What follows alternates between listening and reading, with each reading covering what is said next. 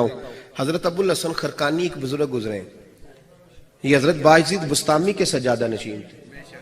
بو علی سینا سائنسدان ہے بہت بڑا, وہ حضرت ابو الحسن خرقانی کا مرید تھا. توجہ ہے میری بات پر؟ سائنسدان بیعت تھا. اور محمود غزنوی والی ہندوستان وہ بھی حضرت سیدنا ابو الحسن خرقانی کی بیعت تھا. اتنے بڑے آدمی تھے, اپنا جبہ دیا محمود غزنوی کو, جب مشکل آئی تو دعا مانگنا آگے رکھ کے اللہ فتح دے دے گا. تو محمود کہتے ہیں جب سومناتھ کے مندر نہیں فتح ہو رہے تھے تو میں نے بابے کا جبہ سامنے رکھ کے دعا کی تو اللہ نے مجھے فتح دے دی. کہتے ہیں بابا جی رات خواب میں ملے تو کہنے لگے تو نے کیا قیمت ڈالی میرے جبے کی, ایک فتح. کہا حضور کیا مطلب؟ فرمانے لگے تو میرا جبہ سامنے رکھ کے دعا کرتا کہ یا اللہ ہندوستان کے سارے کافر مسلمان ہو جائیں تو اللہ نے توفیق ایمان دے دینی. میرا جبہ سامنے رکھ کے دعا کرتا کہ یا اللہ ہندوستان کے سارے کافر مسلمان ہو جائیں تو اللہ نے توفیق ایمان دے دینی. میرا جبہ سامنے رکھ کے دعا کرتا کہ یا اللہ ہندوستان کے سارے کافر مسلمان ہو جائیں تو اللہ نے توفیق ایمان دے دینی. میرا جبہ سامنے رکھ کے دعا کرتا کہ یا اللہ ہندوستان کے سارے کافر مسلمان ہو جائیں تو اللہ نے توفیق ایمان دے دینی. یہ تو نے کیا دعا مانگی ہے؟ پر دامنی پہ شیخ ہماری نہ جائیے, ہم دامن نچوڑ دیں تو فرشتے وضو کریں. یہ کیا بات کر دی, ایک فتح. بہرحال بہت بڑے بابا جی تھے. اس زمن میں اللہ تعالیٰ نے حضرت محمد صلی اللہ علیہ وآلہ وسلم سے ایک کام لینا تھا.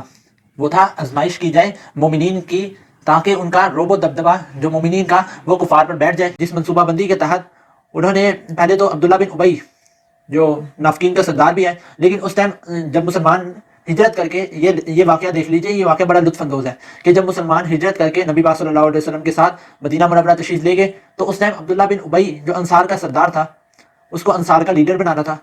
تو جب دیکھا نا کہ مسلمان حضرت محمد صلی اللہ علیہ وآلہ وسلم کی طرف ہیں تو ظاہر سی بات ہے انصار کا لیڈر پھر وہ محروم ہو گیا, لیڈرشپ سے محروم ہو گیا. تو آج کل جیسے سیاستدانوں میں ہوتا ہے تو وہ اپوزیشن میں جا کے کھڑا ہو گیا. اب جب اس نے دیکھا کہ ابھی میرے لیے حالات سازگار نہیں ہیں, یعنی میں اکیلا رہ گیا ہوں, باقی سارے انصار مہاجرین سارے رسول پاک صلی اللہ علیہ وسلم کے ساتھ جا کے مل گئے, تو بارہا وہ چپ رہا اس بارے میں. لیکن اس کے دل میں یہ قدرت, عداوت اور نفرت یہ موجود تھی کہ رسول پاک صلی اللہ علیہ وسلم کی وجہ سے میری خلافت, میری جو بادشاہت ہے اس کو نقصان پہنچائے.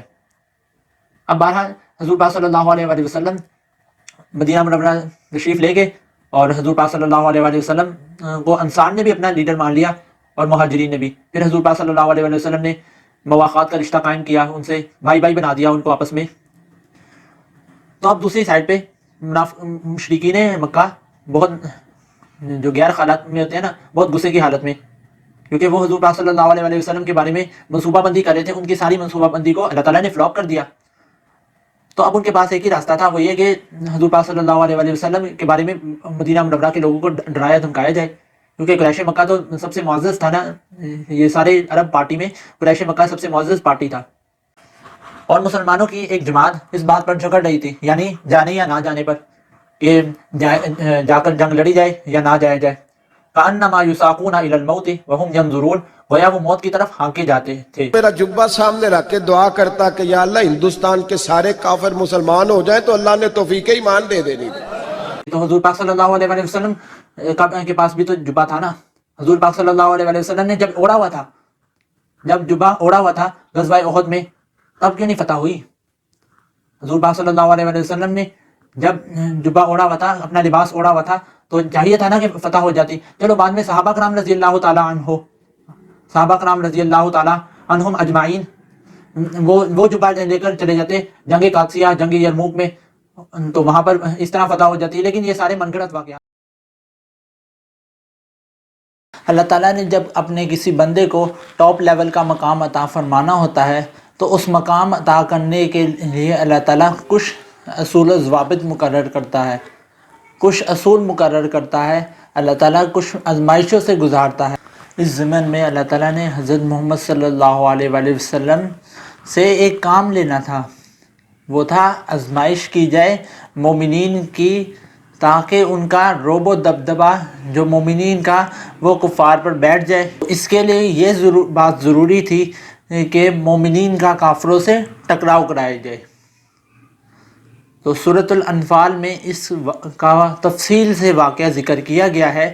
اللہ تعالیٰ نے جب اپنے نبی کو کسی ایکسٹریم پوزیشن پر پہنچانا ہوتا ہے، اس کی امت کو برتری عطا کرنی ہوتی ہے، بادشاہت عطا کرنی ہوتی ہے، تو اللہ تعالیٰ اس امت کو پہلے بڑے مصائب سے گزارتا ہے تاکہ امت ٹرین ہو جائے اور اس کے اندر یہ پاور پیدا ہو جائے کہ وہ دشمن سے مقابلہ کر سکے۔ اب اللہ تعالیٰ نے مسلمانوں کو کفار مکہ سے لڑوانا تھا اور اللہ تعالیٰ نے سارا ذمہ خود لینا تھا، تو اس کو سمجھ لیجیے ایک معجزانہ طور پہ یہ واقعہ ہوا۔ اس کا زیادہ تر حصہ سورۃ الانفال میں موجود ہے، تو سورۃ الانفال کو سمجھنے سے قبل غزوہ بدر کے پس منظر کو جاننا ضروری ہے کہ یہ غزوہ کیوں پیش آیا۔ اب جب مسلمان مکہ مکرمہ سے ہجرت فرما کے مدینہ منورہ تشریف لے گئے تو کفار نے دیکھا کہ مسلمان تو وہاں پہ بڑے آرام سے رہ رہے ہیں، بڑے چین سے رہ رہے ہیں، تو ان کو یہ بات ہضم نہیں ہوئی، تو انہوں نے بارہا کوششیں کی کہ مسلمانوں کو چین سے رہنے نہ دیا جائے اور مسلمانوں پر ظلم و ستم ڈھائے جائیں، تو اس سبب کے لیے انہوں نے ایک منصوبہ بندی کی، جس منصوبہ بندی کے تحت انہوں نے پہلے تو عبداللہ بن ابی جو منافقین کا سردار بھی ہے، لیکن اس ٹائم جب مسلمان ہجرت کر کے یہ واقعہ دیکھ لیجئے، یہ واقعہ بڑا لطف اندوز ہے کہ جب مسلمان ہجرت کر کے نبی پاک صلی اللہ علیہ وسلم کے ساتھ مدینہ منورہ تشریف لے گئے تو اس ٹائم عبداللہ بن ابی جو انصار کا سردار تھا، اس کو انصار کا لیڈر بنانا تھا، تو جب دیکھا نا کہ مسلمان حضرت محمد صلی اللہ علیہ وآلہ وسلم کی طرف ہیں تو ظاہر سی بات ہے انصار کا لیڈر پھر وہ محروم ہو گیا، لیڈرشپ سے محروم ہو گیا، تو آج کل جیسے سیاستدانوں میں ہوتا ہے تو وہ اپوزیشن میں جا کے کھڑا ہو گیا۔ اب جب اس نے دیکھا کہ ابھی میرے لیے حالات سازگار نہیں ہیں، یعنی میں اکیلا رہ گیا ہوں، باقی سارے انصار مہاجرین سارے رسول پاک صلی اللہ علیہ وسلم کے ساتھ جا کے مل گئے ہیں، تو بارہا وہ چپ رہا اس بارے میں، لیکن اس کے دل میں یہ قدرت، عداوت اور نفرت یہ موجود تھی کہ رسول پاک صلی اللہ علیہ وآلہ وسلم کی وجہ سے میری خلافت، میری جو بادشاہت ہے اس کو نقصان پہنچائے۔ اب بارہا حضور پاک صلی اللہ علیہ وآلہ وسلم مدینہ منورہ تشریف لے گئے اور حضور پاک صلی اللہ علیہ وآلہ وسلم کو انصار نے بھی اپنا لیڈر مان لیا اور مہاجرین نے بھی، پھر حضور پاک صلی اللہ علیہ وآلہ وسلم نے مواخات کا رشتہ قائم کیا، ان سے بھائی بھائی بنا دیا ان کو آپس میں۔ تو اب دوسری سائڈ پہ مشرکین مکہ بہت جو غیر حالات میں ہوتے ہیں نا، بہت غصے کی حالت میں، کیونکہ وہ حضور پاک صلی اللہ علیہ وآلہ وسلم کے بارے میں منصوبہ بندی کر رہے تھے، ان کی ساری منصوبہ بندی کو اللہ تعالیٰ نے فلاپ کر دیا۔ تو اب ان کے پاس ایک ہی راستہ تھا، وہ یہ کہ حضور پاک صلی اللہ علیہ وآلہ وسلم کے بارے میں مدینہ منورہ کے لوگوں کو ڈرایا دھمکایا جائے، کیونکہ قریش مکہ تو سب سے معزز تھا نا، یہ سارے عرب پارٹی میں قریش مکہ سب سے معزز پارٹی تھا، یعنی قبائل کے لحاظ سے قریش مکہ سب سے معزز تھا، ساری سرداریاں بھی ان کو حاصل تھی۔ تو اللہ تعالیٰ نے اس پارٹی کا، اس قبائل گروہ کا غرور حاق میں ملانا تھا۔ یہ مشرکین مکہ نے حضور پاک صلی اللہ علیہ وآلہ وسلم کے اصحاب کو، عبداللہ بن ابی کو بھی خط لکھ کر بھیجا کہ اگر تم نے ہمارے دشمنوں کو پناہ دینے سے ہاتھ نہ اٹھایا نا تو ہم تم پر حملہ کر دیں گے۔ پھر اسی طرح ایک دفعہ سعد بن معاذ، وہ بنو قریظہ کے سردار تھے، تو وہ حضور پاک صلی اللہ علیہ وآلہ وسلم کی صحبت سے مشرف ہو کر اسلام لا چکے تھے۔ اب وہ مکہ مکرمہ آتے ہیں تو ابو جہل ان سے کہتا ہے کہ طواف کے دوران کہ اگر تم مکہ میں ہمارے ایک سردار کی پناہ میں نہ ہوتے تو زندہ نہ جا سکے، یعنی اگر تم مکہ میں ہمارے ایک سردار کی پناہ میں نہ ہوتے تو تمہیں واپس زندہ جانے نہیں دینا تھا. یعنی یہ ایک قسم کی دھمکی تھی نا، یعنی اگر کوئی دوبارہ آئے گا مکہ مکرمہ تو ہم اس کو قتل کر دیں گے. تو سعد بن معاذ تو آخر سردار تھے نا، تو انہوں نے سرداروں والا ہی جواب دیا. انہوں نے کہا کہ اگر تم ہمیں مکہ مکرمہ آنے سے روکو گے تو ہم تمہارے لیے اس سے بھی بڑی مشکل پیدا کریں گے. وہ کیا مشکل ہوگی کہ تمہارے جو قافلے شام جاتے ہیں تو واپسی پر اسی مدینہ منورہ کے رستے سے گزرتے ہیں، ہم تمہارا رستہ بلاک کر دیں گے.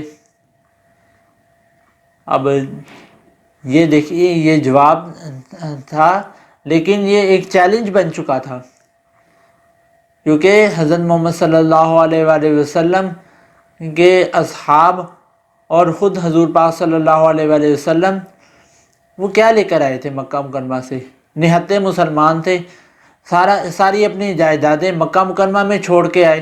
تو مدینہ منورہ میں ان کے پاس کیا تھا؟ اب مواخات کا رشتہ اس لیے قائم کیا گیا نا کہ تاکہ مہاجرین کو بھی تھوڑی فائنینشیل سپورٹ مل سکے. تو حضور پاک صلی اللہ علیہ وآلہ وسلم کی طرف سے انہوں نے یہ جواب دیا.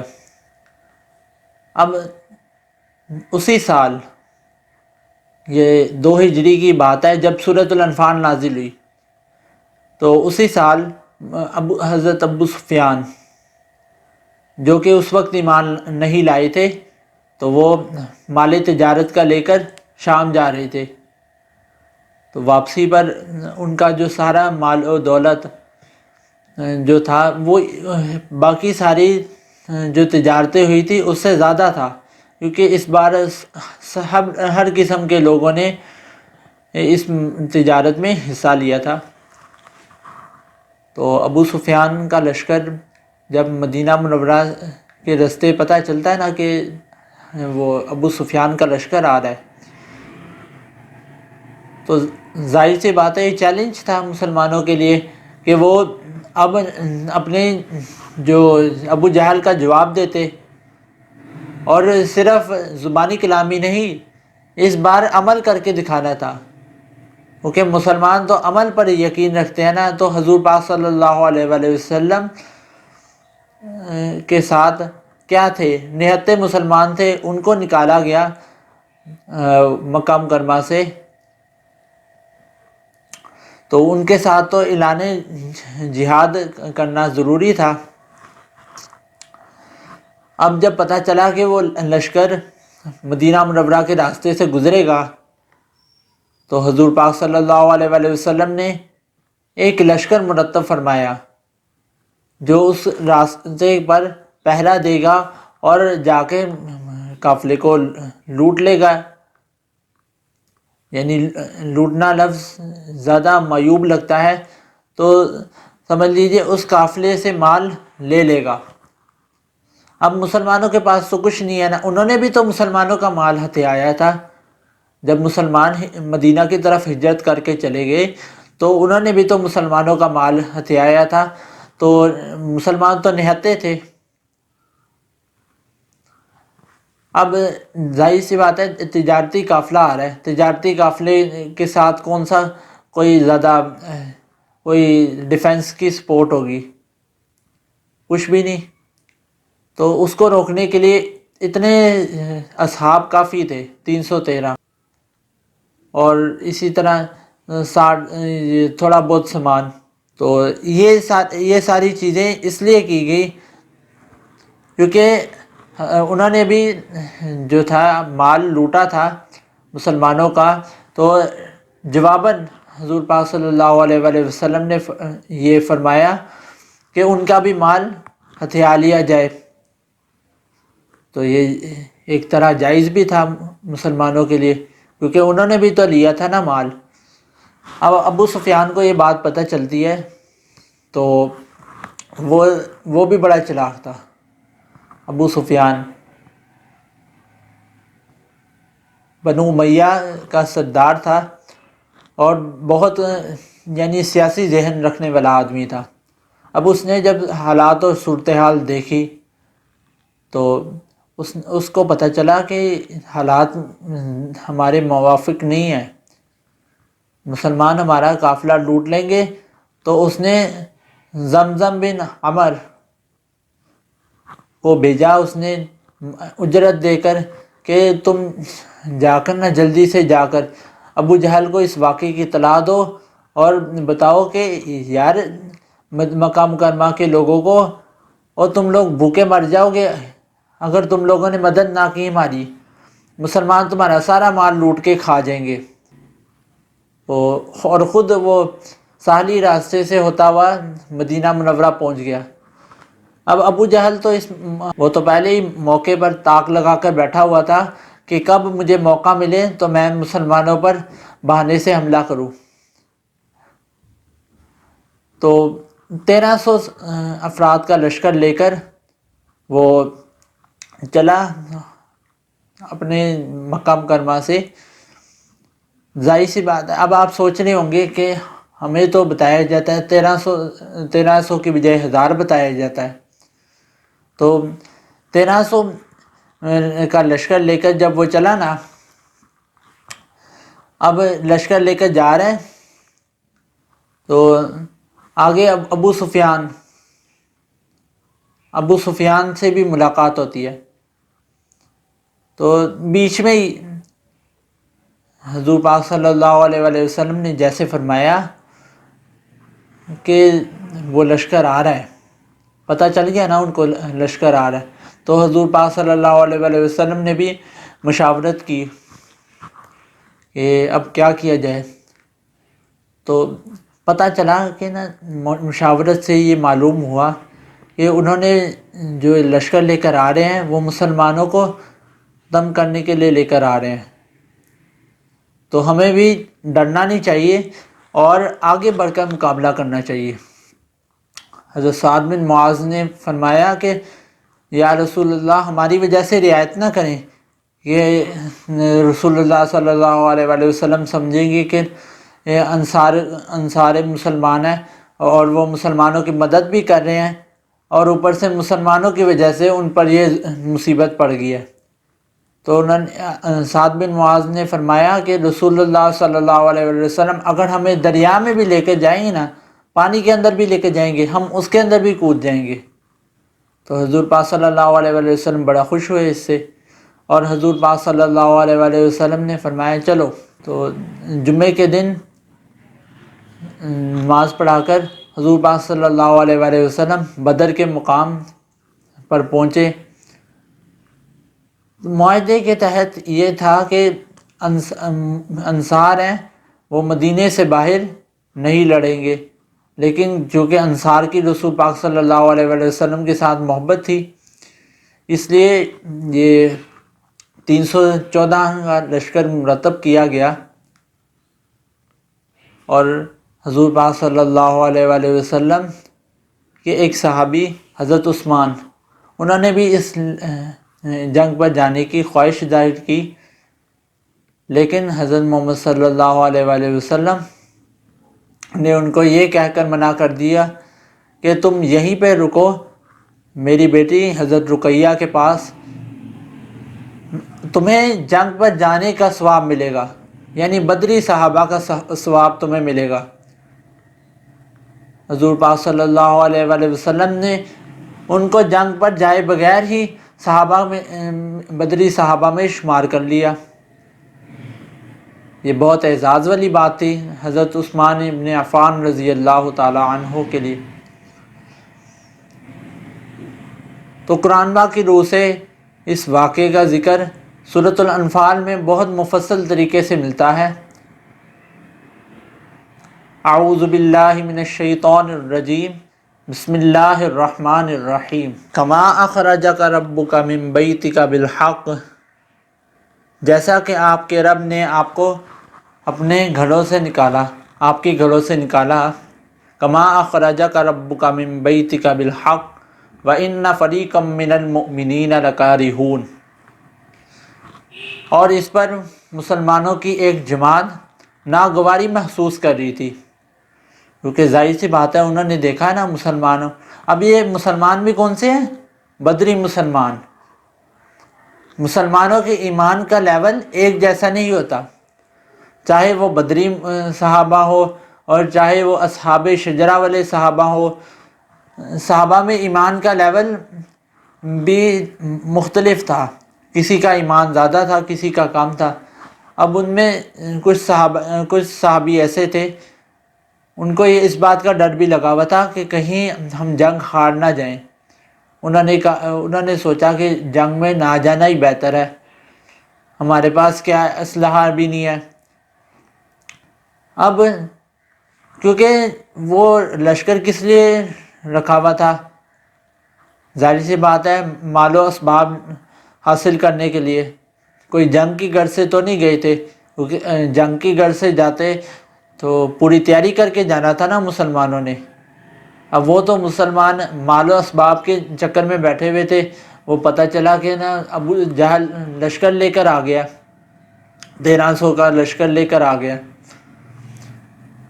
تو وہ تو ظاہر سی بات ہے آگے چل کے اسی ضمن میں یہ آیت آئے گی تو اس سے یہ بھی یہ واضح ہو جائے گا کہ 1300 کا لشکر 1000 کیسے بنا، یعنی 300 کہاں گئے۔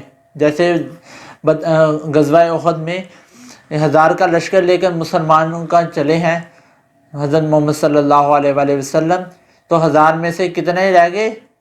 700، 300 وہ لے گیا عبداللہ بن ابی۔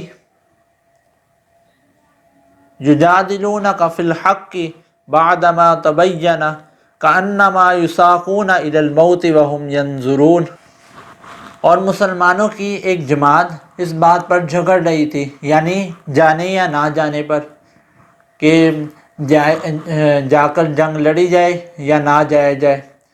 کأنما یساقون الی الموت وهم ینظرون، گویا وہ موت کی طرف ہانکے جاتے تھے۔ وهم ینظرون، ان کو موت نظر آ رہی تھی، وہ موت کو دیکھ رہے تھے، اپنے آنکھوں سے دیکھ رہے تھے موت کو۔ اب 313 جس میں سے بعض روایتوں میں 82، 83 اور 86 مہاجرین تھے اور باقی انصار تھے، اور 2 گھوڑے تھے مسلمانوں کے پاس، جس میں 2 گھوڑے، ایک حضرت زبیر بن عوام کا گھوڑا اور حضرت مقداد کا گھوڑا۔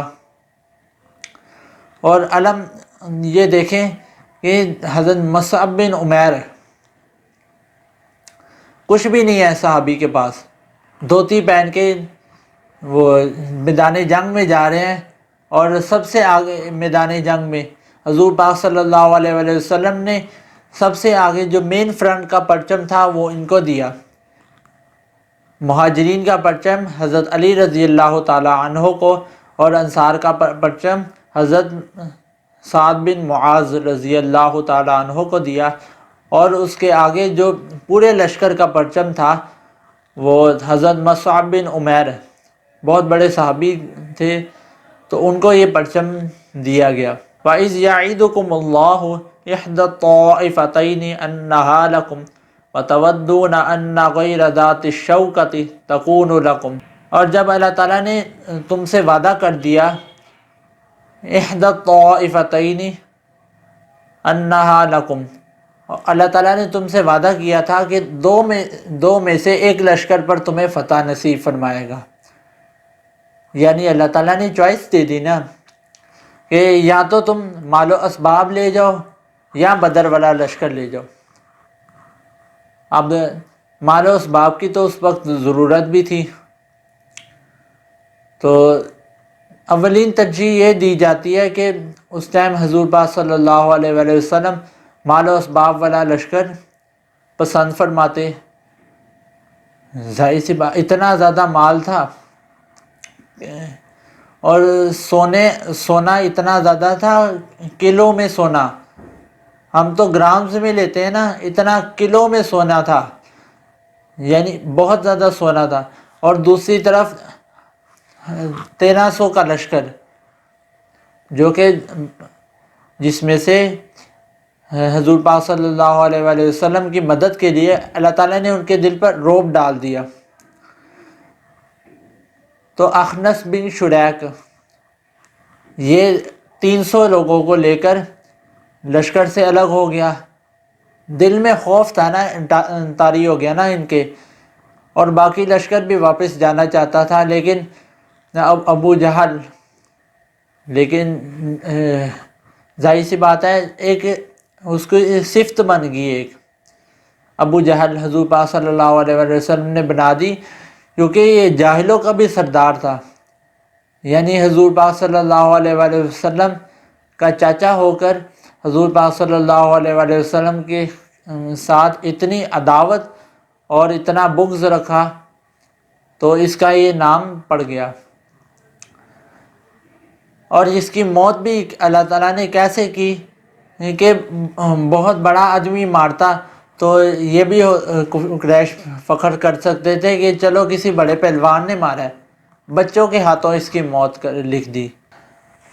وَيُرِيدُ اللَّهُ أَن يُحِقَّ الْحَقَّ بِكَلِمَاتِهِ وَيَقْطَعَ دَابِرَ الْكَافِرِينَ، اور اللہ تعالیٰ تو چاہتا تھا کہ اللہ تعالیٰ حق کو قائم کر دے اور کافروں کو جڑ سے کاٹ دے۔ لِيُحِقَّ الْحَقَّ وَيُبْطِلُ الْبَاطِلَ وَلَوْ كَرِهَ الْمُجْرِمُونَ، یہ اس لیے تھا تاکہ اللہ تعالیٰ حق کو قائم کر دے، وَيُبْطِلُ الْبَاطِلَ اور باطل کو مٹا دے، وَلَوْ كَرِهَ الْمُجْرِمُونَ اور مجرم لوگ اس سے ہمیشہ ناخوش ہی ہوں گے۔ اور اللہ تعالیٰ نے صرف اس جنگ میں مسلمانوں کا رتبہ بلند نہیں کیا کہ اللہ تعالیٰ ان کے ہاتھ سے حق قائم فرما رہا ہے اور باطل کو ڈھا رہا ہے، بلکہ اس جنگ میں اللہ تعالیٰ نے فرشتوں کو بھی وہ چنا جو اس جنگ میں سب سے افضل فرشتے داخل ہوئے۔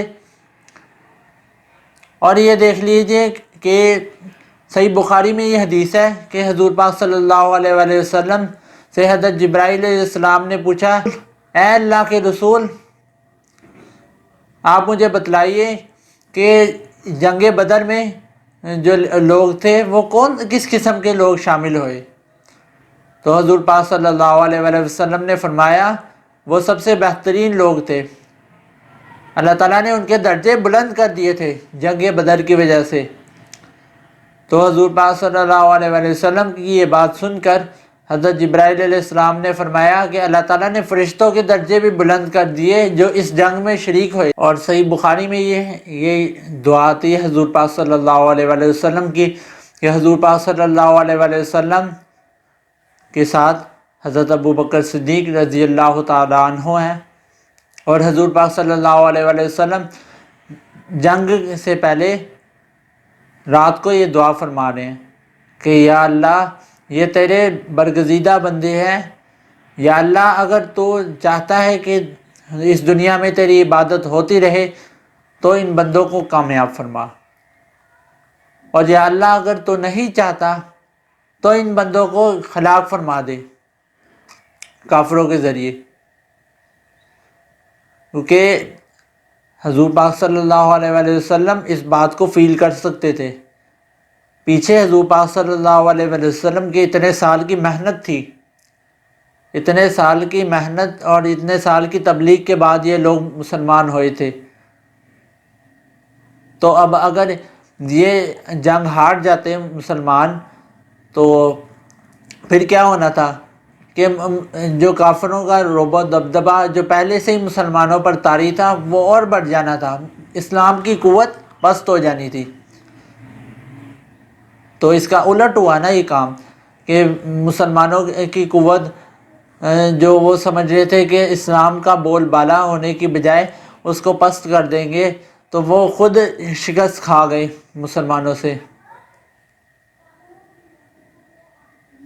مسلمانوں سے شکست کھا کے کیا منہ لے کر گئے وہ اپنے قبیلے میں کہ قریش مکہ تو جو بڑے بڑے سردار ان کے پاس اور کعبے کی نگرانی ان کے پاس اور سارے بڑے بڑے امور ان کے پاس، تو وہ یہ اپنے خاندان والوں کے سامنے منہ لے کر گئے کہ اتنی کمتر جماعت سے ہم ہار رہے ہیں جنگ، اور اس طرح ہرائی کہ اللہ تعالیٰ فرما رہے ہیں استستغیثون ربکم فاستجاب لکم انی ممدکم بألف من الملائکۃ مردفین.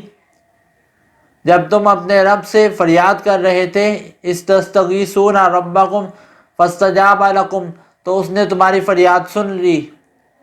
انی ممدکم، اور پھر اللہ تعالیٰ نے فرمایا انی ممدکم بألف من الملائکۃ مردفین، ہم تمہاری مدد فرمائیں گے 1000 فرشتوں سے جو آگے بڑھ کر لڑائی کرنے والے ہوں گے. گروہ در گروہ فرشتے آ رہے تھے. اب یہ کیوں تھا یہ مدد؟ کیونکہ یہ اللہ تعالیٰ نے اس جنگ کو ایک معجزہ بنانا تھا. تو حضور پاک صلی اللہ علیہ وآلہ وسلم کے اصحاب کو یہ دکھانا تھا کہ اللہ تعالیٰ کی مدد اب بھی تمہارے ساتھ ہے. اور سورہ آل عمران میں اسی کانٹیکس میں یہ آیت آتی ہے وَلَقَدْ نَصَرَكُمُ اللَّهُ بِبَدْرٍ وَأَنْتُمْ أَذِلَّةٌ فَاتَّقُوا اللَّهَ لَعَلَّكُمْ تَشْكُرُونَ. اور اللہ تعالیٰ نے بدر والوں کی عین اس وقت پر مدد فرمائی جب ان کے پاس کوئی ساز و سامان نہ تھا. فَاتَّقُوا اللَّهَ، بس اللہ تعالیٰ سے ڈرتے رہو. لَعَلَّكُمْ تَشْكُرُونَ، اللہ تعالیٰ سے ڈرتے رہو اور اللہ تعالیٰ کی شکر گزار بندے بنو. اللہ تعالیٰ فرما رہے ہیں کہ کیا تم لوگ اس بات پر راضی نہیں ہو اذ تقول للمؤمنین الن یکفیکم، کہ تمہاری مدد فرمائے اللہ تعالیٰ 3000 فرشتوں سے بثلاثۃ آلاف من الملائکۃ منزلین، 3000 نازل کردہ فرشتوں سے. اور پھر اللہ تعالیٰ نے شرط بھی رکھی بلا ان تصبروا، اللہ تعالیٰ نے شرط رکھی کہ تم شرط پوری کرو گے تو میں تمہاری مدد اور بڑھا دوں گا. بلا ان تصبروا وتتقوا ویأتوکم من فورہم ھذا یمددکم ربکم بخمسۃ آلاف من الملائکۃ مسومین. اور اللہ تعالیٰ نے فرمایا ہاں اگر تم صبر کرو گے اور تقوی اختیار کرو گے تو اللہ تعالیٰ اگر یہ کافر تم پر اسی وقت جوش سے حملہ کر دیں تو اللہ تعالیٰ تمہاری مدد کے لیے 5000 فرشتوں کو نازل فرمائے گا. اور 5000 فرشتے بھی کون سے؟ عام نہیں، خاص اللہ تعالیٰ کے فرشتے. مسومین کا لفظ آیا نشان کردہ اللہ تعالیٰ کے فرشتے، یعنی منتخب کیے ہوئے چند اللہ تعالیٰ کے فرشتے جو ہوتے ہیں نا، ان میں سے اللہ تعالیٰ نازل فرمائے گا. وما جعلہ اللہ، یہ اللہ تعالیٰ نے اس لیے پیدا فرمایا، یہ اس لیے یہ سچویشن کریٹ کی الا بشرا لکم، تاکہ تمہارے لیے یہ بشارت ہو. وَلِتَطْمَئِنَّ بِهِ قُلُوبُكُمْ، اور اس کے ذریعے اللہ تعالیٰ مومنوں کے قلوب کو اطمینان سے بھر دے. وَلِتَطْمَئِنَّ بِهِ قُلُوبُكُمْ وَمَا النَّصْرُ إِلَّا مِنْ عِنْدِ اللَّهِ وَمَا جَعَلَهُ اللَّهُ إِلَّا بُشْرَى وَلِتَطْمَئِنَّ بِهِ قُلُوبُكُمْ. اور اس جنگ کو اللہ تعالیٰ نے بشارت بنایا وَلِتَطْمَئِنَّ بِهِ قُلُوبُكُمْ، اور اس کے ذریعے تاکہ اللہ تعالیٰ تمہارے قلوب کو اطمینان دے کہ اللہ تعالیٰ کی مدد تمہارے ساتھ ہے. وَلِتَطْمَئِنَّ بِهِ قُلُوبُكُمْ وَمَا النَّصْرُ إِلَّا مِنْ عِنْدِ اللَّهِ، اور مدد تو اللہ ہی کی طرف سے ہے. إِنَّ اللَّهَ عَزِيزٌ حَكِيمٌ، بے شک اللہ تعالیٰ غالب حکمت والا ہے. اللہ تعالیٰ کی یہ 2 صفات آپ کو قرآن پاک میں بیشتر مقام پہ ملیں گی. اللہ تعالیٰ غالب حکمت والا ہے نا، کہ اللہ تعالیٰ نے کیسے کفار کی جو پالیسی تھی، کفار کا جو آئیڈیا پلان تھا، اس کو کس طرح اللہ تعالیٰ نے پلٹ کر رکھ دیا. اِذْ يُغَشِّيكُمُ النُّعَاسَ أَمَنَةً مِّنْهُ وَيُنَزِّلُ عَلَيْكُم مِّنَ السَّمَاءِ مَاءً لِّيُطَهِّرَكُم بِهِ وَيُثَبِّتَ بِهِ الْأَقْدَامَ. اِذْ يُغَشِّيكُمُ النُّعَاسَ، اس وقت کو یاد کیجیے جب اللہ تعالیٰ نے آپ پر اونگ طاری کر دی. امنتم منہ وینزل علیکم من السماء ماء لیطہرکم بہ. اور اس کے ذریعے اللہ تعالیٰ نے ایک اور کام بھی کیا. ایک تو نیند طاری کر دی تاکہ جو کفار کے ڈر سے مسلمانوں پہ جو ٹینشن چھائی ہوئی تھی وہ ٹینشن دور ہو جائے، کیونکہ ٹینشن میں نیند کہاں آتی ہے. وَيُنَزِّلُ عَلَيْكُم مِّنَ السَّمَاءِ مَاءً لِيُطَهِّرَكُم بِهِ. اور اللہ تعالیٰ نے بارش بھی نازل فرما دی. وَيُذْهِبَ عَنْكُمْ رِجْزَ الشَّيْطَانِ. اور شیطان کو اس سے دور کر دیا، مسلمانوں سے شیطان کو بھی دور کر دیا. بارش بھی نازل فرما دی. بارش کے ذریعے یہ فائدہ ہوا کہ مسلمانوں کے پاس پانی نہیں تھا، وہ مسلمانوں نے اتنی بارش ہوئی کہ پانی سٹور کر لیا. مسلمانوں نے کوئی برتن رکھ کے وغیرہ رکھ کے سٹور کر لیا. اور کفار کے رستے تھے مٹی والے، اب مٹی والے رستوں پہ کیچڑ ہو گیا. اور مسلمانوں کو بارش سے یہ فائدہ ہوا کہ مسلمانوں کے رستے تھے ریت والے، اب ریت بیٹھ گئی تو اس رستے پر چلنا بھی آسان ہو گیا. تو اللہ تعالیٰ نے یہ باقاعدہ ایک معجزانہ اس کو شکل دی. اور آگے اللہ تعالیٰ نے چونکہ اس کو معجزانہ شکل دی، اس لیے اللہ تعالیٰ فرما رہا ہے کہ یہ سب کچھ میں نے ہی کیا ہے، تم لوگوں کا اس میں کوئی کمال نہیں ہے. ظاہر سی بات ہے، کوئی کمال ہوتا تو فرشتے دوبارہ جنگ قادسیہ میں، جنگ یرموک میں کتنے صحابہ کرام شہید ہو گئے، تو فرشتے وب کیوں نہیں نازل ہوئے؟ فرشتوں اللہ تعالیٰ نے اس لیے نہیں یہ سارے یہ کانٹیکس میں یہ بات لکھی کہ اللہ تعالیٰ ہر جنگ کے موقع پر یہ کرے گا، کیونکہ اس جنگ میں مسلمانوں کو یہ دکھانا تھا کہ اللہ تعالیٰ کہ تمہاری مدد کیسے کرے گا. تو پروف کر کے دکھا بھی دیا، کفار کو بھی دکھانا تھا، تو اس طرح پروف کر کے اللہ تعالیٰ نے یہ بات دکھا دی. اور اللہ تعالیٰ کا یہ سب کچھ کرنے کا مقصد کیا تھا؟ وَلِيَرْبِطَ عَلَىٰ قُلُوبِكُمْ، تاکہ تمہارے دلوں کو مضبوط کر دے. وَيُثَبِّتَ بِهِ الْأَقْدَامَ، اور تمہارے قدموں کو بھی مضبوط کر دے. حوصلے بلند کرنے تھے اللہ تعالیٰ نے کہ مسلمانوں تمہارے پاس پاور ہے، تم اس کا استعمال کرو. جب بھی کفار تمہاری طرف میلی آنکھ سے دیکھیں گے تو تم ان کو لڑنے کے لیے ان پر سوار ہو جانا. تم چپ رہ کر ظلم و ستم برداشت نہ کرنا. تو ایسا واقعہ حضور پاک صلی اللہ علیہ وآلہ وسلم کی زندگی میں غزوہ بدر اور غزوہ حنین کے علاوہ ایسے کوئی واقعہ نہیں ملتے اور کہ اللہ تعالیٰ نے فرشتے نازل فرما کے مدد فرمائی ہو. کیونکہ غزوہ بدر میں تعداد تھوڑی تھی، تو اللہ تعالیٰ نے مدد فرما کر یہ دکھانا چاہا کہ لوگوں تم لوگ کیا کہتے ہو کہ اللہ تعالیٰ نے مسلمانوں کو پیدا کر دیا، مسلمان بنا دیا تو ایویں چھوڑ دیا. اللہ تعالیٰ مومنوں کے ساتھ ہے. ان اللہ مع المؤمنین، بے شک اللہ تعالیٰ مومنوں کے ساتھ ہے. اذ یوحی ربک الی الملائکۃ انی معکم، یہ آگے وہی بات آ رہی ہے.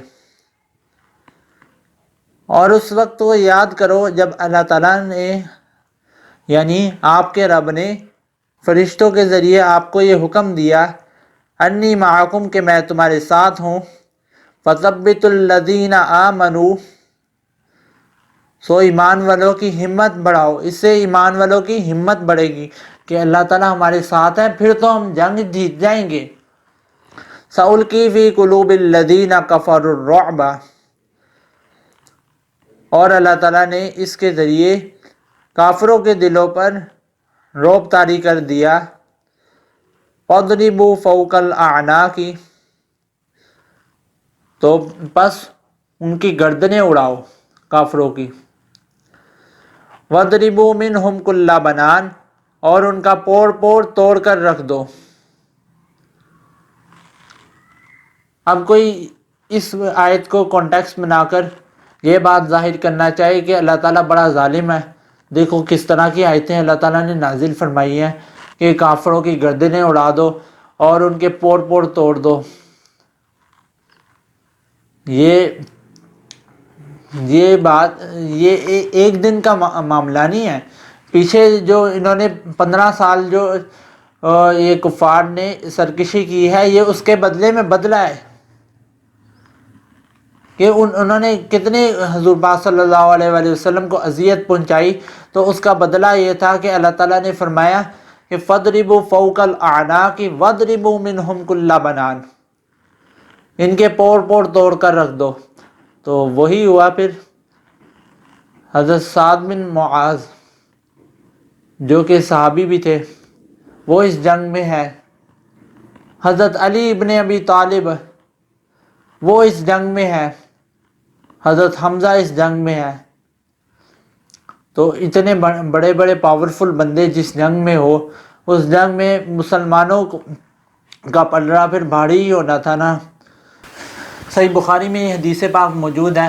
حضرت عبد الرحمن بن عوف فرماتے ہیں کہ میں جب جنگ میں کھڑا ہوا تھا نا غزوہ بدر میں، تو میں نے میدان میں دیکھا کہ میرے دائیں اور بائیں 2 نوجوان بچے ہیں. تو ایک نے کہا اس میں سے کہ میرے کان میں نا اس نے سرگوشی کی کہ اس میں سے مجھے بتاؤ ابو جہل کون ہے. تو میں نے اس سے پوچھا تم نے اس کا کیا کرنا ہے ابو جہل کا، کوئی تمہارا اس سے کوئی لین دین ہے یا کوئی اس طرح کا معاملہ ہے. اب اس نے کہا کہ میں نے ابو جہل کو قتل کرنا ہے، یا میں خود قتل ہوں گا یا اس کو قتل کروں گا، اس کے بغیر میں جانے نہیں والا. تو دوسرے نے بھی یہ سرگوشی کی. تو وہ دونوں بچے معاذ اور معوذ تھے. تو میں نے حضرت عبد الرحمن بن عوف فرما رہے ہیں کہ میں نے نا ان کو بتا دیا کہ یہ ابو جہل ہے. تو وہ اس کی طرف لپکے، ابو جہل کی طرف لپک کر اس کو قتل کر دیا، واصل جہنم کیا. اور ابو جہل ہے وہ بڑا اس کو نا بےزتی ہوئی اس کی اور بڑا شرمندہ ہوا.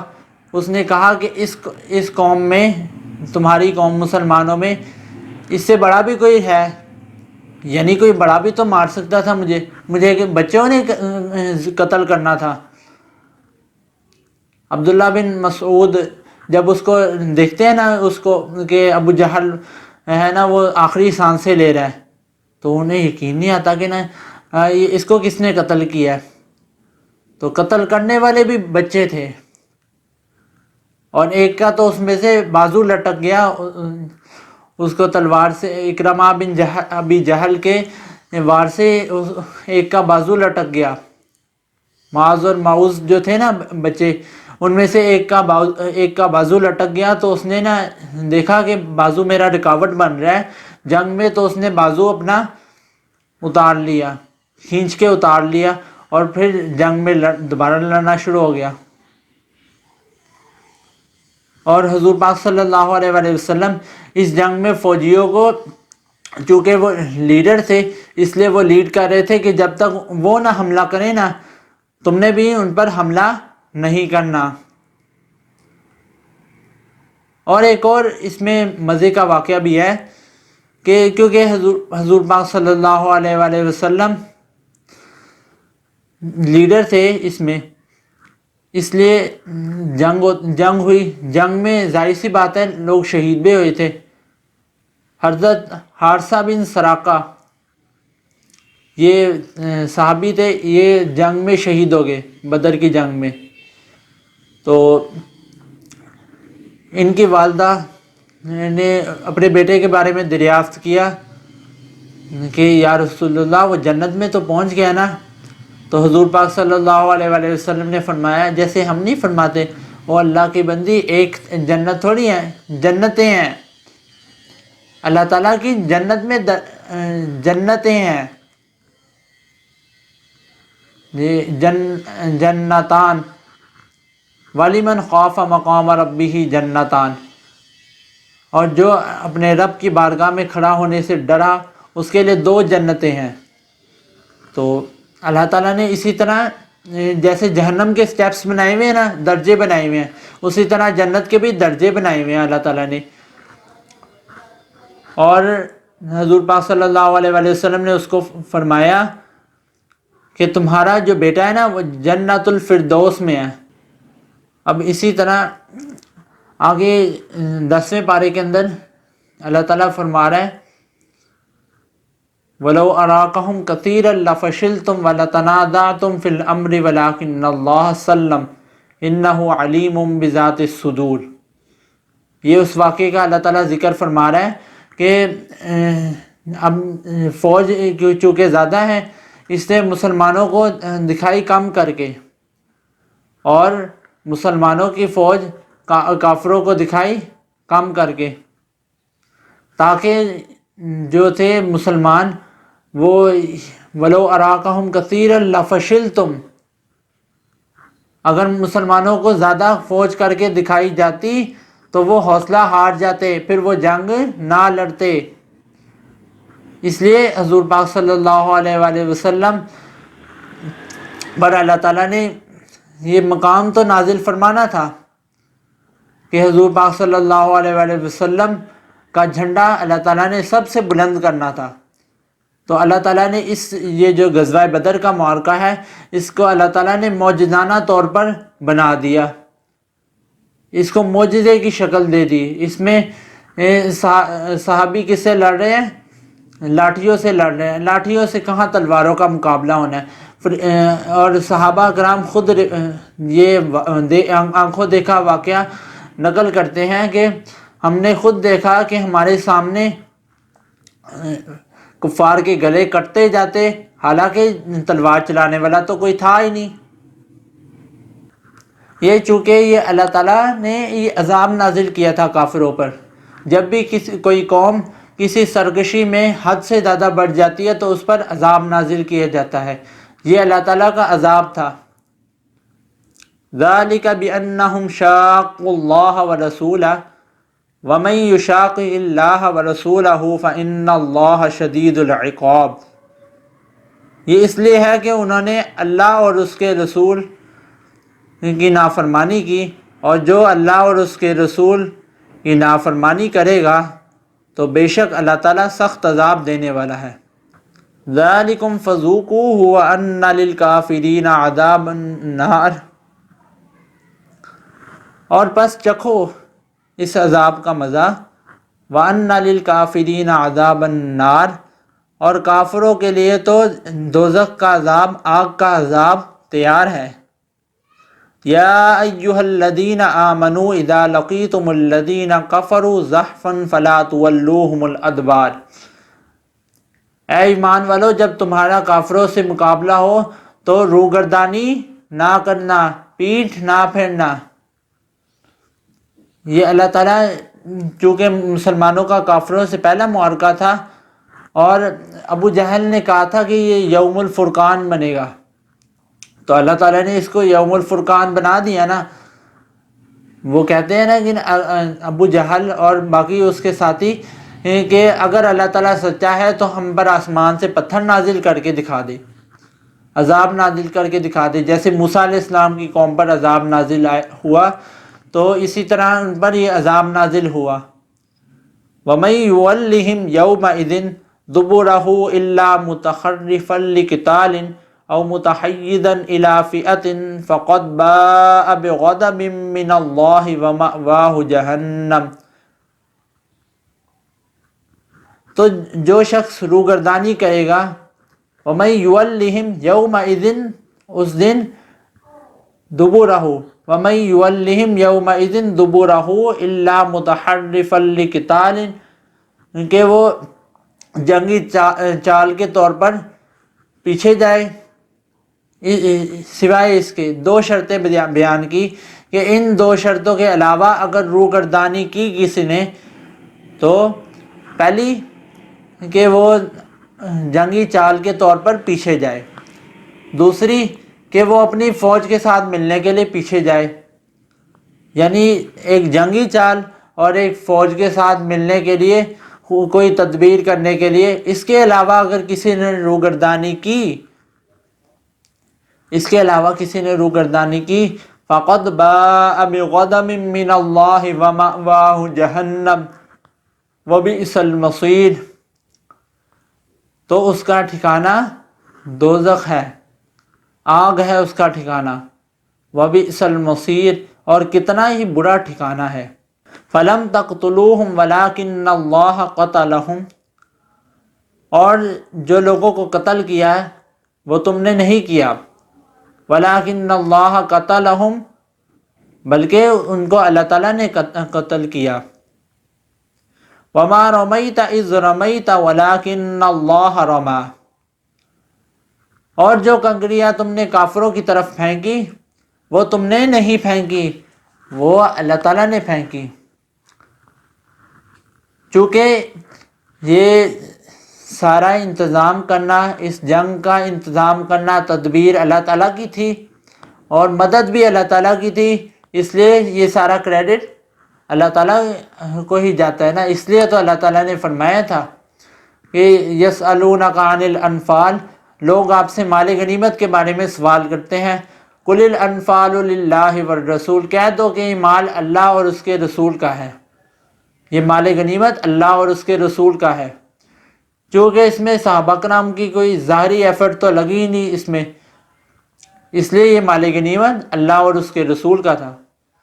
اور یہ جو پتھر پھینکنے والا واقعہ کہ حضور پاک صلی اللہ علیہ وآلہ وسلم نے ایک پہاڑی سے پتھر پھینکا اور اتنی دور جا کے کافروں کو لگے،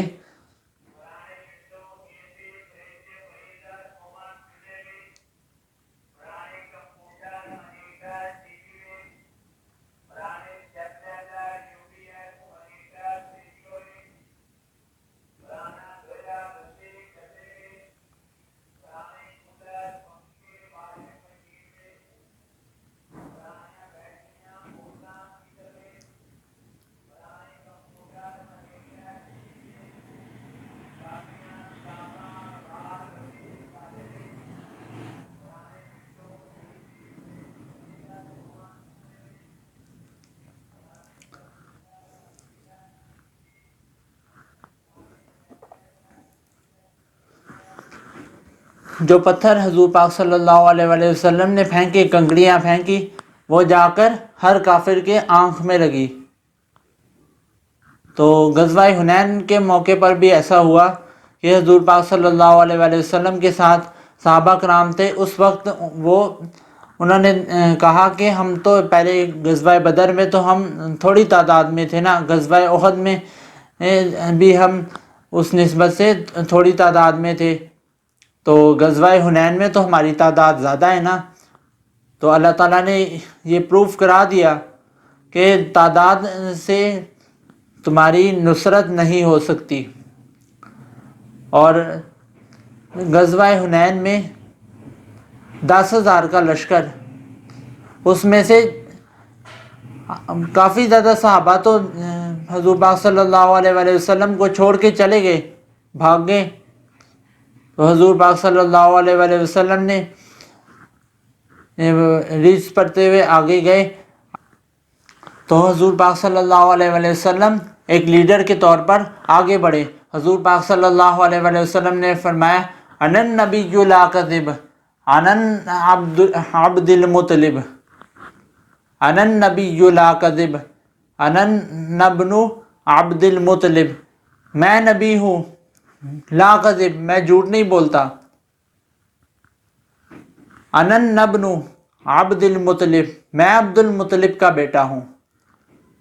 تو ایک لیڈر کے طور پہ حضور پاک صلی اللہ علیہ وآلہ وسلم آگے ہوئے اور کافروں کو حضور پاک صلی اللہ علیہ وآلہ وسلم نے دھول چٹائی۔ حضور پاک صلی اللہ علیہ وآلہ وسلم نے دیکھے کہ کافروں پر کس قدر ظلم و ستم، اور حضور پاک صلی اللہ علیہ وسلم کس طریقے سے پیش آئے کافروں کے ساتھ، کہ ابو جہل اور باقی جو سردار تھے، ابو جہل کے بارے میں حضور پاک صلی اللہ علیہ وآلہ وسلم نے فرمایا یہ اس قوم کا فرعون تھا، اس زمانے کا یہ فرعون تھا ابو جہل۔ تو اس کے بعد 10वें پارے میں اللہ تعالیٰ فرماتے ہیں جب یہ مال غنیمت کا مسئلہ یہ سارے قیدی پکڑے گئے اور سب یہ معاملات سیٹل ہو گئے، جنگ حضور پاک صلی اللہ علیہ وآلہ وسلم کے حق میں آئی، تو اب یہ معاملہ تھا کہ یہ فدیے کا معاملہ کیا جائے یا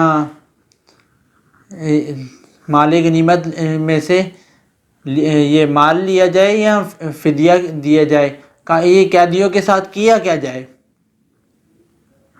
تو یہ سارے معاملات پیش آئے تھے، تو اب حضور پاک صلی اللہ علیہ وآلہ وسلم تو اللہ تعالیٰ کی مرضی کے بغیر کچھ بھی نہیں کرتے، تو یہاں پہ حضور پاک صلی اللہ علیہ وآلہ وسلم نے اجتہاد کیا، کیونکہ اللہ تعالیٰ کا مال غنیمت کے بارے میں تو حکم آ گیا تھا، لیکن فدیہ کے بارے میں نہیں آیا تھا، قیدیوں کے بارے میں حکم نہیں آیا تھا اس وقت۔ تو حضور پاک صلی اللہ علیہ وآلہ وسلم نے صحابہ کرام سے مشورہ کیا، جن میں سے حضرت ابو بکر صدیق رضی اللہ تعالی عنہ کا یہ موقف تھا کہ ان قیدیوں کو چھوڑا جائے اور ان سے مال غنیمت لے لیا جائے اور فدیہ لے لیا جائے، اور مال غنیمت تو مسلمانوں کا حق تھا نا، جو قیدی پڑھنا لکھنا جانتا ہو وہ 10 مسلمان بچوں کو پڑھنا لکھنا سکھا دے، اور جو نہیں جانتا ہو وہ فدیہ دے دے۔ اب حضرت ابو بکر صدیق چونکہ نرم مزاج تھے، اس لیے ان کا یہ قول تھا، اور حضرت عمر کا قول یہ تھا کہ یہ جو بھی بندے پکڑے گئے نا ان کو ان کے خاندان والوں کے سپرد کیا جائے اور ان کی گردنیں اڑائی جائیں۔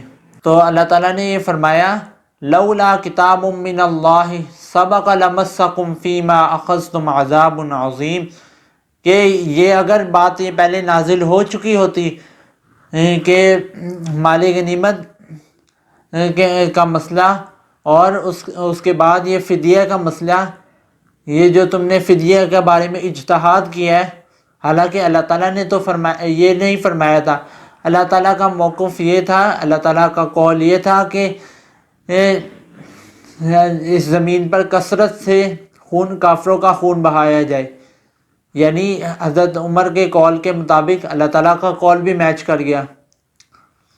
تو پھر اللہ تعالیٰ نے فرمایا کہ اگر یہ بات پہلے ہو چکی ہوتی، یعنی اللہ تعالیٰ پہلے یہ حکم جاری کر چکا ہوتا کہ ان قیدیوں کو قتل کر دیا جائے، اور پھر بعد اس کے تم اپنا فیصلہ کرتے، لمسکم فیما اخذتم عذاب عظیم، تو اللہ تعالیٰ بڑا عذاب نازل فرماتا۔ اور جب جنگ کا میدان ختم ہوا تو کفار کے 70 افراد مارے گئے، 70 سردار مارے گئے، تو حضور پاک صلی اللہ علیہ وآلہ وسلم نے بدر کے کنویں پر 24 سرداروں کو کنویں کے اندر ڈالا اور ان کو فرمایا کھڑے ہو کر کنویں پر کہ اے کافرو، تم لوگوں نے عذاب دیکھ لیا، اللہ تعالیٰ کا عذاب دیکھ لیا تم لوگوں نے۔ تو حضور پاک صلی اللہ علیہ وآلہ وسلم نے غیظ و غضب کی حالت میں یہ فرمایا، اور تو صحابہ کرام کا یہ قول تھا کہ فَإِنَّكَ لَا تُسْمِعُ الْمَوْتَى، یہ مردہ تو سنتا ہی نہیں۔ یہ تو پھر بعد میں صحابہ کرام رضی اللہ تعالیٰ عنہ نے، دوسرے صحابہ کرام رضی اللہ تعالیٰ عنہ، انہوں نے ان کو سمجھایا کہ یہ حضور پاک صلی اللہ علیہ وآلہ وسلم تم سے بہتر سن سکتے ہیں ان کو، مردوں کو۔ بظاہر تو دیکھنے سے لگ رہا تھا کہ کفار کے سردار جو تھے جنہوں نے سرکشی کی تھی، حضور پاک صلی اللہ علیہ وآلہ وسلم تو ان سے بات کر رہے تھے نا مردوں سے، تو بظاہر دیکھنے سے یہ لگ رہا تھا کہ وہ کفار کے سردار نہیں سن رہے، لیکن وہ اصل میں سن رہے تھے۔ اور حضور پاک صلی اللہ علیہ وآلہ وسلم نے فرمایا اللہ کی قسم، دیکھیے قسم کس کی اٹھائی، اللہ کی قسم۔ حضور پاک صلی اللہ علیہ وسلم نے فرمایا جو سورہ ابراہیم کی آیت ہے अलम तरा इलल्लज़ीना बद्दलू निअमतल्लाहि कुफ्रन व अहल्लू कौमहुम दारल बवार। तो अल्लाह ताला ने फरमाया कि आपने उन लोगों को नहीं देखा, ये यहाँ पे ये काफिरों से मुराद है कि आपने उन लोगों को नहीं देखा जिन लोगों ने अपने रब की नेमतों को बदल डाला और अपनी कौम को हलाकत के घड़े में फेंक दिया। ये जंग भी मुसलमान काफिरों से लड़कर ही जीते हैं। जैसे आजकल ये स्टोरीज बनी हुई है ना, वाक़यात बने हुए हैं, मनगढ़ंत वाक़यात कि अबुल हसन हरकानी वो ख्वाब में आते हैं, वो कहते हैं कि ना ये मेरा कुर्ता रखोगे तो वो सामने फतह हो जाएगी। हजरत अबुल हसन खरकानी एक बुजुर्ग गुजरे हैं। ये हजरत बायजीद बुस्तामी के सजादा नशीन थे। बू अली सीना साइंसदान है बहुत बड़ा, वो हजरत अबुल हसन खरकानी का मुरीद था। तो जो है मेरी बात पर, साइंसदान बैद था। और महमूद गजनवी वाली हिंदुस्तान, वो भी हजरत सैयदना अबुल हसन खरकानी की बैद था। इतने बड़े आदमी थे, अपना जुब्बा दिया महमूद गजनवी को। जब मुश्किल आई तो दुआ मांगना आगे रख के, अल्लाह फतह दे देगा। तो महमूद कहते हैं जब सोमनाथ के मंदिर नहीं फतह हो रहे थे तो मैंने बाबे का जुब्बा सामने रख के दुआ की तो अल्लाह ने मुझे फतह दे दी। कहते हैं बाबा जी रात ख्वाब में मिले तो कहने लगे तूने क्या कीमत डाली मेरे जुब्बे की, एक फतह।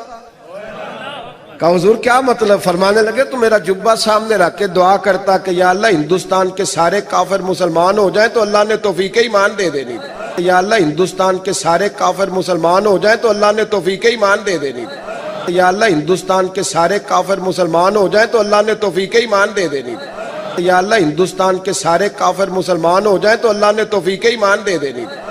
और इस तरह ही जंग फतह हो जाती। जिस तरह ये वाक़या बताते हैं कि सोमनाथ के मंदिर को जब फतह करना था महमूद गजनवी ने, तो अबुल हसन हरकानी के जुब्बे से ये फतह हो गया, उसका कुर्ते से ही ये फतह हो गया।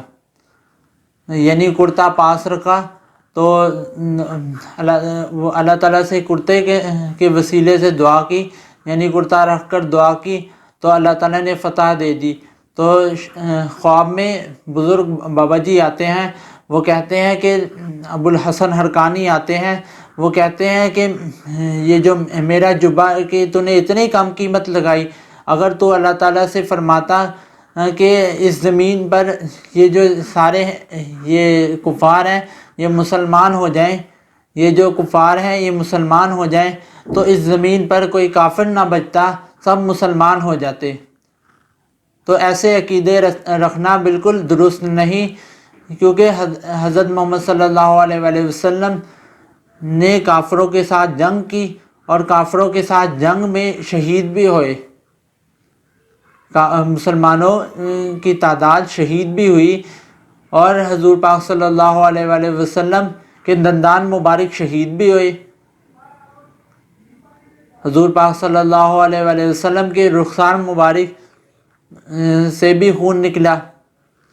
तो इस तरह के वाक़यात किसी के बारे में बताना अच्छा। अगर इस तरह के वाक़यात हजूर पाक सल्लल्लाहु अलैहि वसल्लम का भी तो जुब्बा था, तो हजूर पाक सल्लल्लाहु अलैहि वसल्लम के पास भी तो जुब्बा था ना।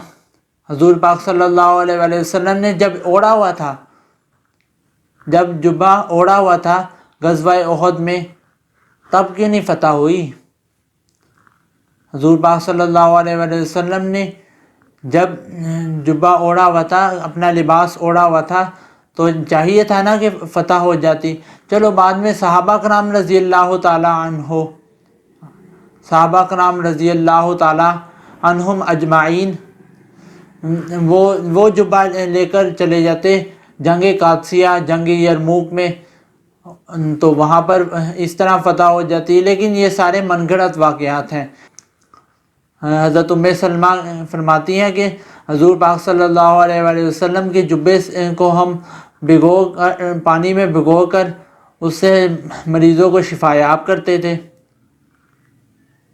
तो ये तो किसी बुज़ुर्ग बाबे के बारे में ये बात नहीं कि उसने जुब्बा रख कर दुआ की तो उस दुआ की वजह से अल्लाह ताला ने फतह दे दी। सहाबा कराम ने तो जंगे की और बुज़ुर्ग बाबे ने जुब्बा रख कर दुआ की, और दुआ की फिर نہ رہے تو سب مسلمان ہو جاتے، کافر بچنا ہی نہیں تھا کوئی۔ تو حضور پاک صلی اللہ علیہ وآلہ وسلم کے زمانے میں بھی تو یہ ہونا چاہیے تھا نا، یہ کیوں نہیں ہوا حضور پاک صلی اللہ علیہ وسلم کے زمانے میں؟ قادسیہ میں 8,500 صحابہ کرام شہید ہوئے، اور اس کے بعد بھی